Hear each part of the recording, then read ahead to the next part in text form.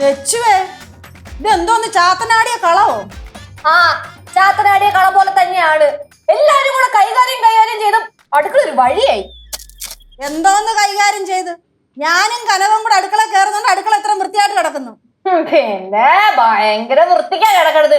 ആ കുഴിപ്പള്ളത്തെ അടുക്കളയൊക്കെ ഒന്ന് കാണണം. എന്താ രസം എന്നറിയൂ. കുഴിപ്പള്ളത്തോട്ട് ഒന്ന് നോക്കണം, അപ്പൊ അറിയാം അവിടുത്തെ അവസ്ഥ എന്തുവാന്ന്. ആ, പോയി നോക്കിട്ട് വാ. നീ എന്തോ തപ്പുന്നേ? ഇവിടെ കുറച്ച് കുരുമുളക് കൂടി ഞാൻ വെച്ചിട്ടുണ്ടായിരുന്നല്ലോ, അതെന്തേ?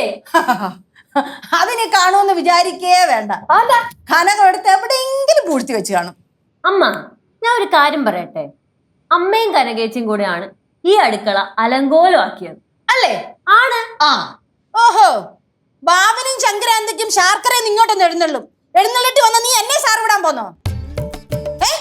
അമ്മ, ഞാൻ വെറുതെ പറഞ്ഞത്. വെറുതെ അങ്ങനെ പറയണ്ട. ഇറങ്ങി അടുക്കളയെന്ന്. അമ്മ, ഞാൻ ഉപമ പറഞ്ഞില്ലേ? ഇറങ്ങി അടുക്കളയെന്ന്. അടുക്കളയുടെ പരിസരത്ത് കണ്ടുപോരുത്. ഇറങ്ങ്. ഞാൻ പോണു. ആ, പോ.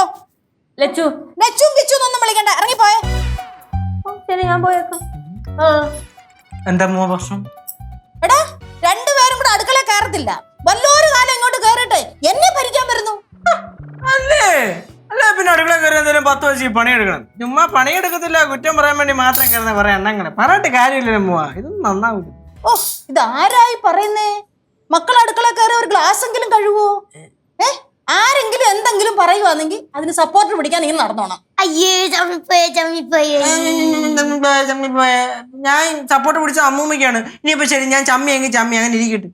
പാറോ, അമ്മൂമ്മയല്ലേ, അമ്മൂമ്മീനെ വായത്തോണൊക്കെ വിളിച്ചു പറയും. നമ്മള് കാര്യമായിട്ടെടുക്കരുന്ന മതി. എന്താന്നാ പറഞ്ഞേ? കാര്യമായിട്ടെടുക്കരുന്ന മതി. ആര് കാര്യമായിട്ട് എടുക്കണ്ടെന്ന്?